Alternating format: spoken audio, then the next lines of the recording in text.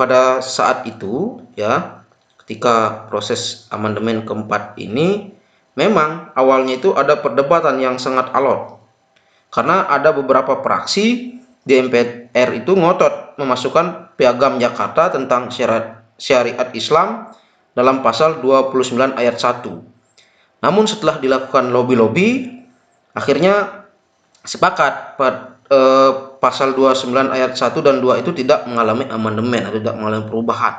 Sehingga di sini jawaban adalah yang C. Baik Bapak Ibu yang masih setia menunggu detik-detik bukaan P3K maupun CPNS, kembali lagi bersama channel saya di sini. Untuk sesi kali ini saya akan membahas soal simulasi kedua CET BKN 2021. Untuk simulasi pertamanya sudah saya bahas, silakan Bapak Ibu cek di video saya sebelumnya atau nanti bisa cek di link deskripsi pada video ini. Nah, soal yang saya bahas kali ini adalah soal tes wawasan kebangsaan, yaitu dari nomor 1 sampai nomor 10. Baik, langsung saja ke soalnya. Soal nomor 1. Forum Kerukunan Umat Beragama atau FKUB merupakan implementasi dari sila Pancasila. Ya, sila keberapa maksudnya? Apakah pertama, kedua, ketiga, keempat, atau kelima? Nah, FKUB namanya saja ini Forum Kerukunan Umat Beragama. Ya, ini adalah implementasi dari sila pertama Pancasila, di mana nilai-nilai luhur dari sila pertama Pancasila ini adalah memberikan kebebasan kepada setiap warga negara untuk melaksanakan ibadah sesuai agama dan keyakinannya, menciptakan kerukunan umat beragama, saling menghormati antar pemeluk agama, dan menyadari bahwa kedudukan dan martabat manusia sebagai makhluk Tuhan itu adalah sama. Nah, kemudian juga untuk FKUB ini sudah diatur dalam peraturan bersama Menteri Agama dan Menteri Dalam Negeri, di mana forumnya ini dibentuk oleh masyarakat dan difasilitasi oleh pemerintah ya, dalam rangka membangun, memelihara, dan memberdayakan umat beragama untuk kerukunan dan kesejahteraan. Oke, soal nomor 2. Pertemuan Indonesia, Singapura, Filipina, Malaysia, dan Thailand pada 5 Agustus 1967 menghasilkan persetujuan A. Konferensi Asia Afrika, B. ASEAN, C. Forum Regional ASEAN, D. MEA, E. APTA. Untuk yang soal nomor 2 ini, pertemuan antara Indonesia, Singapura, Filipina, Malaysia, dan Thailand ini yang dilaksanakan pada tanggal 5 Agustus 1967 itu menghasilkan persetujuan atau deklarasi Bangkok. Ya, karena dilaksanakan di Bangkok. Nah, ini merupakan proses dari pembentukan ASEAN ya. Nah, kemudian untuk KAA itu, Konferensi Asia Afrika itu kan dilaksanakan di Gedung Merdeka Bandung, yaitu dari tanggal 18 sampai tanggal 24 April 1955 yang dihadiri oleh 29 negara Asia dan Afrika. Kemudian Forum Regional ASEAN atau ASEAN Regional Forum, sehingga disingkat dengan ARF, ini merupakan forum yang dibentuk oleh ASEAN pada tahun 1994, di mana forum ini merupakan wahana dialog dan konsultasi mengenai hal-hal yang terkait dengan politik dan keamanan di kawasan. Kemudian MEA atau Masyarakat Ekonomi ASEAN ini merupakan bentuk kerjasama ASEAN dalam bidang ekonomi yang dibentuk tahun 2015 oleh negara-negara anggota ASEAN. Kemudian APTA atau ASEAN Free Trade Area atau area perdagangan bebas di kawasan ASEAN itu merupakan perjanjian perdagangan bebas antar negara-negara ASEAN yang ditandatangani pada tanggal 28 Januari 1992. Oke, lanjut soal nomor 3. Nah, ini adalah soal bacaan ya. Ini kalau saya baca semuanya ya agak panjang. Nah, sekarang saya akan cari langsung ke soalnya. Manakah pernyataan yang merupakan fakta? Ya, fakta sesuai bacaan di atas. Fakta itu kan sesuatu yang memang benar-benar terjadi dan didukung oleh data, kan itu. Ada fakta, kemudian ada opini. Opini itu kan pendapat atau sudut pandang masing-masing orang. Nah, yang A, Pemkab Tanjung Jabung Timur menyegel aset negara. Oke, kita cari di sini. Nah, ini sebanyak 14 sumur minyak milik PetroChina International Jabung Ltd disegel pemerintah Kabupaten Tanjung Jabung Timur. Ya, disegel pemerintah. Nah, ini kan yang A, Pemkab Tanjung Jabung Timur menyegel aset negara. Nah, Jabung atau perusahaan minyak ini kan bukan milik negara tapi milik PetroChina. Sehingga yang A ini salah. Kemudian yang B, proses jual beli gas bumi tidak semudah jual beli tahu tempe. Nah, ini kan merupakan opini atau pendapat, sehingga ini salah. Memang ada di sini dinyatakan seperti itu. Nah, ini dia. Untuk mendapatkan gas tersebut tidak semudah seperti orang dagang tahu tempe. Begitu barangnya ada langsung bisa diberikan. Dimana alokasi gasnya tidak seperti orang dagang tahu tempe. Bisnis gas ini perlu perjanjian, perlu infrastruktur, terutama pipa gas. Nah, untuk membangun infrastrukturnya juga perlu waktu. Tidak bisa besok ada, yaitu perlu proses. Nah, sehingga ini juga merupakan opini yang B. Presiden memerintahkan percepatan proses perizinan pengeboran sumur minyak. Nah, yang dikatakan di sini adalah Presiden sendiri menginstruksikan untuk mempermudah proses perizinan. Ini berarti opini. Dan yang D, Sekretaris SKK Migas menyayangkan proses penyegelan yang dilakukan oleh Pemkab Tanjung Jabung Timur. Ya, ini juga opini, menyayangkan dia. Nah, yang benar itu adalah yang E, yaitu permintaan Pemkab Tanjung Jabung Timur sebesar 10 ms CVD gas bumi ditargetkan akan selesai pada Oktober 2013. Nah, ini ada datanya. Nah, pemerintah Pemkab Jabung Timur sebesar 10 ms CVD juga dalam proses due diligence dan ditargetkan secepatnya pada Oktober 2013 selesai ditandatangani perjanjiannya. Oke, kalau ada soal bacaan seperti ini tidak usah dibaca dari awal sampai akhir, tapi cari poin-poin yang diminta di dalam soal. Ya. Oke, lanjut ke soal nomor 4. Ibu kota negara Indonesia sempat dipindahkan ke Yogyakarta pada tanggal A. 4 Januari 1946, B. 14 Januari 1946, C. 4 Januari 1947, D. 14 Januari 1947, E. 11 Januari 1948. Perlu diketahui bahwa proses pemindahan atau peristiwa pemindahan ibu kota Republik Indonesia ke Yogyakarta ini berawal dari kedatangan tentara Hindia Belanda yang ingin menguasai kembali wilayah jajahannya di Indonesia. Padahal Indonesia itu kan sudah memproklamasikan kemerdekaannya.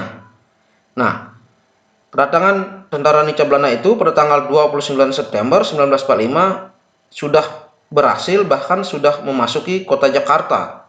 Mereka terus membuat teror-teror kepada tokoh-tokoh nasional saat itu. Setelah Jakarta dirasa sangat rawan, maka pada tanggal 3 Januari 1946, malam harinya, rombongan Presiden Soekarno berangkat dan tiba di Yogyakarta. Tanggal 4 Januari 1946 dini hari. Sehingga proses ini atau ibu kota negara Indonesia sempat dipindahkan ke Yogyakarta pada tanggal 4 Januari 1946. Ya, begitu tiba di Yogyakarta pada tanggal 4 Januari 1946 dini harinya, maka pada tanggal itu juga diumumkan bahwa ibu kota sementara dipusatkan atau dipindahkan ke Yogyakarta karena keadaan di Jakarta sudah semakin rawan saat itu. Oke, lanjut soal nomor 5. Sekretariat ASEAN berada di A. Jakarta, B. Singapura, C. Kuala Lumpur, D. Bangkok, E. Manila.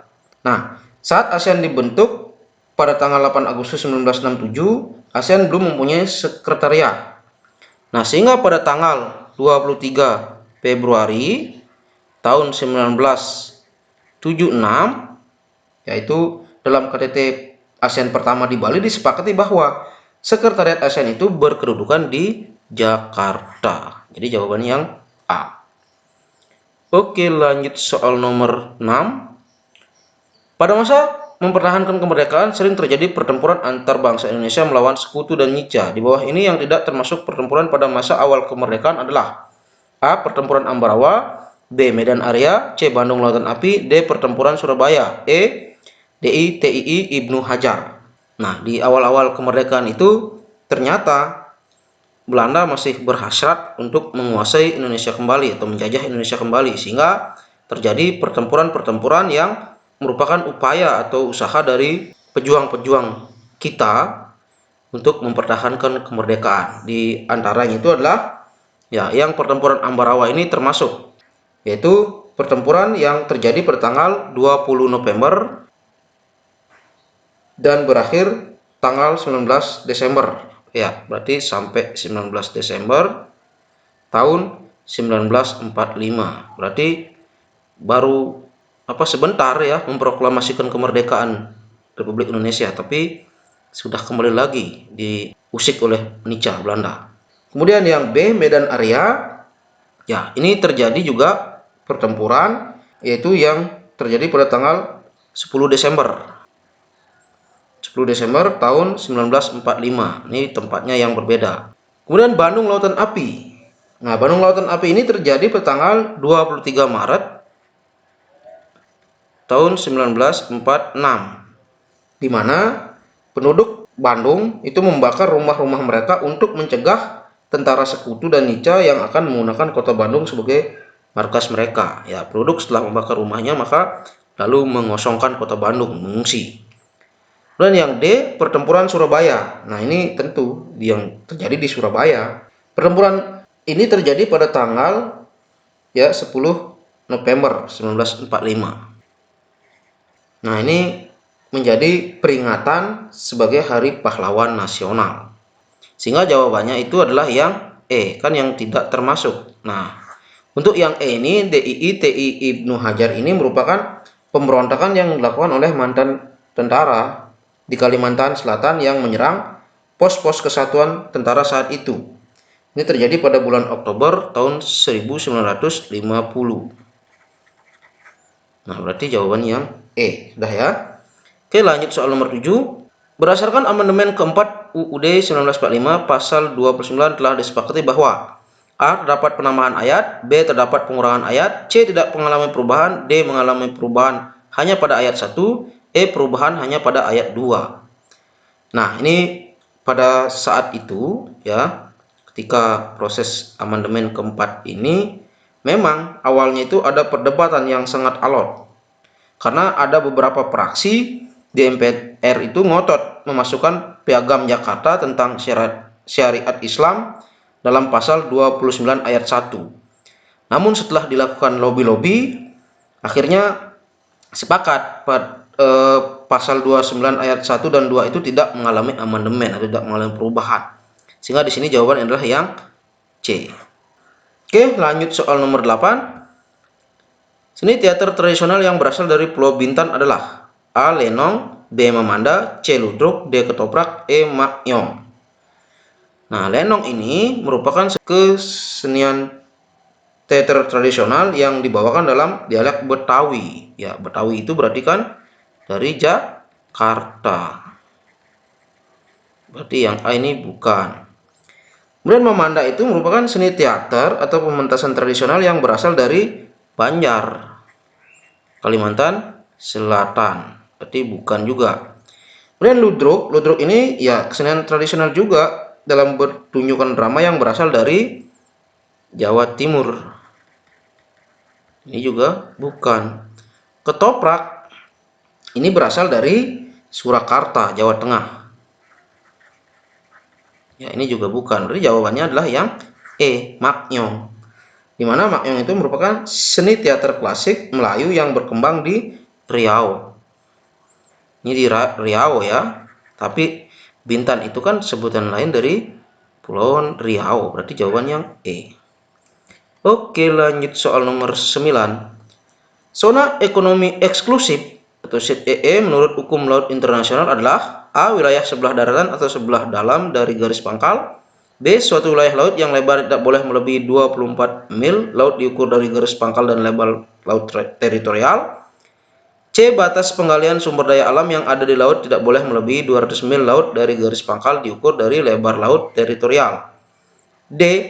Wilayah laut yang lebarnya tidak melebihi 12 mil laut diukur dari garis pangkal.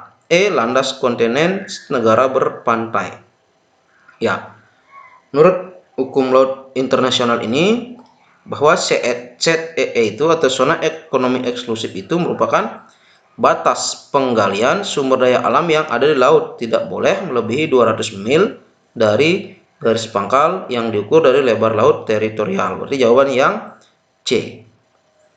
Nah, yang D ini, wilayah laut yang lebar tidak melebihi 12 mil itu merupakan namanya zona laut teritorial. Oke, lanjut soal nomor 10. Ancaman disintegrasi bangsa harus dihadapi dengan A. Pengembalian insentif secara menyeluruh, B. Penunjukan kepala daerah oleh pemerintah pusat, C. Memupuk nasionalisme dan patriotisme, D. Penggunaan kekuatan militer, E. Pembagian anggaran pembangunan yang adil. Ya, disintegrasi berarti ini kan perpecahan. Ya, ancaman perpecahan sebagai suatu bangsa. Mungkin banyak pemberontakan-pemberontakan yang timbul. Nah, ini ya harus dihadapi dengan apa? Dengan memupuk jiwa nasionalisme dan patriotisme. Ya, mencintai bangsa dan rela berkorban untuk bangsa dan negara. Kalau semua rakyat sudah memiliki jiwa nasionalisme dan patriotisme, yakin tidak akan adanya disintegrasi bangsa. Oke, demikian pembahasan soal untuk tes wawasan kebangsaan yang merupakan soal-soal simulasi CET-BKN. Ini adalah simulasi kedua. Bagi Bapak Ibu yang baru bergabung dengan channel saya di sini, tidak ada ruginya untuk melakukan subscribe, karena subscribe itu gratis, tidak perlu bayar. Kemudian jangan lupa pula aktifkan tombol loncengnya, ketika nanti saya upload video berikutnya, Bapak Ibu mendapatkan notifikasi pemberitahuan. Jangan lupa pula sebar ke teman-teman lainnya, dan semoga video ini bermanfaat. Terima kasih.